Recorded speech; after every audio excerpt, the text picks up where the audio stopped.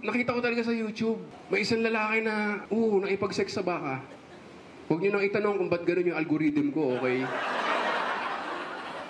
Basta nakita ko siya randomly. Habang naghahanap ng Bible study, alam mo yun, TV Patrol, lalaki, sinex ang baka. Tapos tinanong siya ng mga pulis, anong nangyayari? Ba't mo sinex yung baka? Sabi niya, drugs po. Pucha sana naman. Tama lang, di ba? Kasi kakabahan ka, ba't mo sinex yung baka? Pag-ibig. Tataka na eh, no? Kung siya nasa probinsya siya, nakipag-inuman siya sa kaibigan niya. Parang problemado ka, pare. Meron kasi yung iniibig na hindi maaari. Talaga?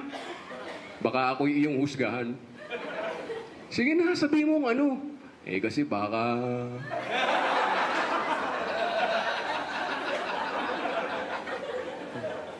Baka ano? Wala, pare.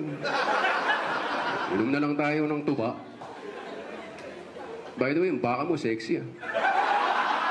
Ano?